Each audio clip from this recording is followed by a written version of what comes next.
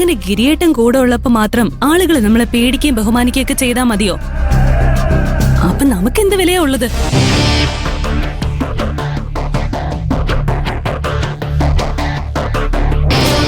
ചേട്ടൻ കൂടെ ഇല്ലെങ്കിലും നമ്മൾ നല്ല രീതിയിൽ കച്ചവടം ചെയ്താലല്ലേ ആളുകൾക്ക് നമ്മളെ കുറിച്ചൊരു മതിപ്പ് തോന്നൂ. മോള് പറഞ്ഞത് ശരിയാ. പക്ഷെ ഇവർക്ക് രണ്ടുപേർക്കും ഗിരിയേക്കാൾ നന്നായിട്ട് കാര്യങ്ങൾ നടത്തിക്കൊണ്ടുപോകാൻ പറ്റില്ലെന്ന് എനിക്ക് ഉറപ്പാ.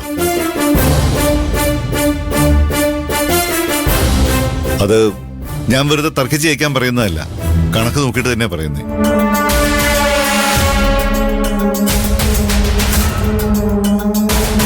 നിങ്ങൾക്ക് ഇനിയും കുറെ പഠിക്കാനുണ്ട്. അതുവരെ കാര്യങ്ങളൊക്കെ നോക്കി നടത്താൻ ഗിരിയും കൂടെ ഇരിക്കട്ടെ. അച്ഛൻ ഒരു കാര്യം ഇപ്പോഴും മറന്നു.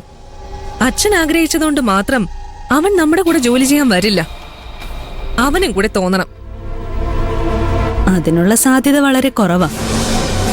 മനസ്സുകൊണ്ട് ഗിരിയേട്ടൻ അച്ഛനിൽ നിന്ന് അകന്നു കഴിഞ്ഞു. അവന്റെ പുറകെ നടന്ന് എന്തിനാ വെറുതെ നാണം കിടുന്നത്? നിങ്ങൾ പറഞ്ഞത് ശരിയാ. എത്ര നാളെന്ന് കരുതിയാ കണ്ടവന്മാരുടെ കഴിവിന്റെ ബലത്തില് കച്ചവടം ചെയ്യുന്നേ? ഇപ്പോ നമ്മുടെ പിള്ളേരും കഴിവ് തെളിയിച്ചു തുടങ്ങി. ഇനി ഇവരെ വിശ്വസിച്ച് കച്ചവടം നടത്തണം ചേട്ടാ. ശരി, നാളെ ഞാൻ അവസാനമായിട്ട് ഗിരിയോട് ഒരു വട്ടം കൂടെ സംസാരിക്കും. എന്നിട്ടും ഫലം കണ്ടില്ലെങ്കിൽ അവനെ ഞാനങ്ങ് വിട്ടുകളയും. എന്താ, പോരെ? ആയിക്കോട്ടെ.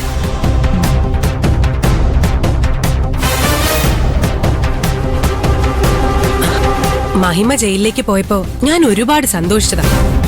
പക്ഷേ പകരം ഗിരി പുറത്തേക്ക് ഇറങ്ങുമ്പോ എന്തൊക്കെ പ്രശ്നങ്ങൾ ഉണ്ടാക്കുക എന്ന് ഞാൻ ചിന്തിച്ചില്ല.